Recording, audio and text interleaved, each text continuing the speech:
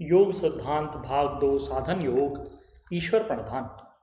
योग मार्ग के साधकों के लिए योग दर्शन के प्रणेता भगवान पतंजलि देव ने समाधि सिद्धि के हेतु जहाँ अन्य अनेक साधनों का वर्णन किया है, वहाँ समाधिपाद के 23वें सूत्र में ईश्वर प्रणिधान का भी स्पष्टता से उल्लेख किया है।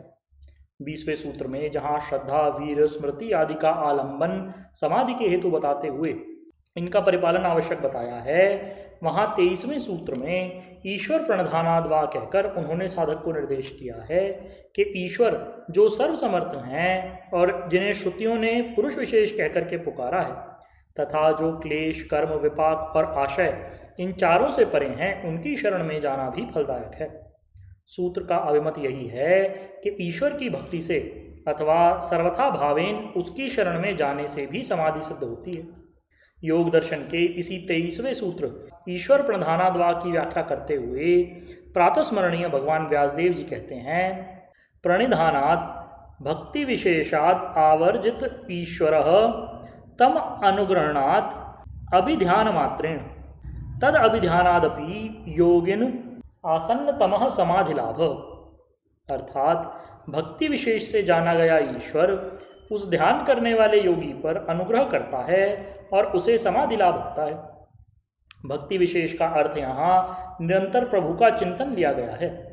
ऐसी भक्ति को जिसमें अपना मन, बुद्धि और सर्वत्र ईश्वर अर्पित कर दिया जाए कि मेरा मुझ में कुछ भी नहीं, जो कुछ है सो तेरो, ऐसी भावना जब साधक के हृदय में भर जाए तब इसी अवस्था को ईश्वर प्रणिधान वाली अवस्था कहा गया है। ऐसी अवस्था तभी उत्पन्न होती है जब साधक अहम भाव को त्याग कर अपने जीवन की प्रत्येक क्रिया और उसके फल को ईश्वर के चरणों में श्रद्धापूर्वक समर्पित कर देता है। इस प्रणिधान के व्रत को आचरण में तभी ढाला जा सकता है जब साधक अभिमान, अहंकार और अस्मिता को त्याग कर वासुदेवः सर्वम की भावना से ओतप्रोत हो जाता है। ऐसा साधक अपने आप को सब में और सबको अपने मन में प्रतिक्षण देखने की चेष्टा करता है। उसका जीवन मंत्र होता है आत्मवत् सर्वभूतेषु, और इसी आत्मवत् सर्वभूतेषु के अपने जीवन मंत्र में वह अपने सर्वेश्वर के, जिसे भगवान पतंजलि देव ने तत्र निरतिशम सर्वज्ञ बीजम के रूप में परिभाषित किया है, साक्षात दर्शन करता है। सृष्टि की प्रत्येक वस्तु और प्रत्येक वाणी में उसे भगवान के ही दर्शन होते हैं। ईशावास्यमिदं सर्वम यत्किंच जगत्याम जगत, वेद भगवान की यह सूक्ति उसकी दृष्टि से कभी ओझल ही नहीं होती।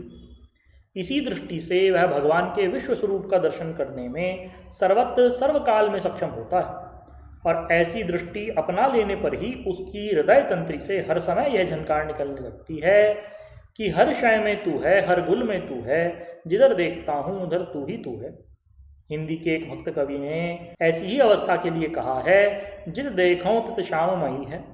इस प्रकार भेद में अभेद वाली दृष्टि ही ईश्वर प्रणिधान की परिभाषा है।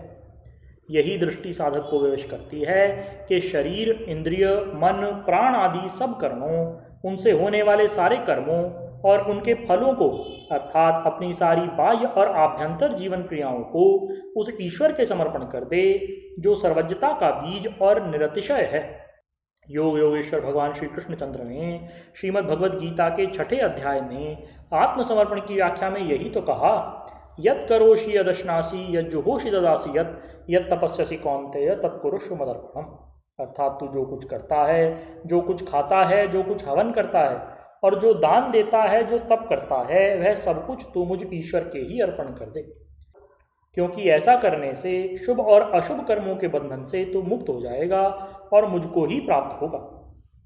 ईश्वर को प्राप्त होने का अर्थ है समाधि सिद्ध हो जाना।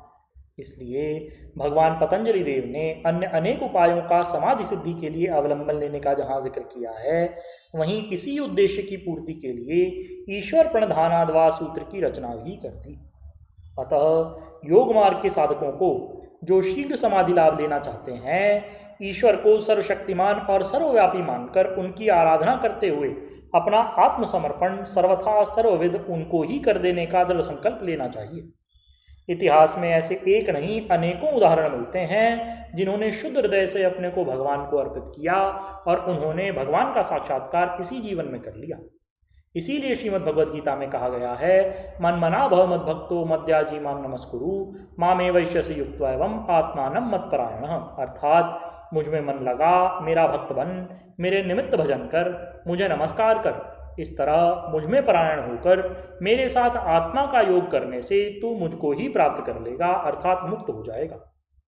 यही समाधि सुख है जिसे ईश्वर प्रणिधान के द्वारा प्राप्त करने का परामर्श भगवान पतंजलि देव ने अपने उक्त सूत्र द्वारा दिया है। ले श्री सद्गुरुदेव भगवान की जय। परम प्रभु श्री रामलाल जी महाराज की जय। योगिराज अनंत स्वामी श्री चंद्रमोहन जी महाराज की जय। योगिराज श्री देवेंद्र जी ब्रह्मचारी की जय। श्री सदाशिव भगवान की जय। श्री वृंदावन बिहारी लाल की जय। शंकर भगवान की जय। हर हर महादेव।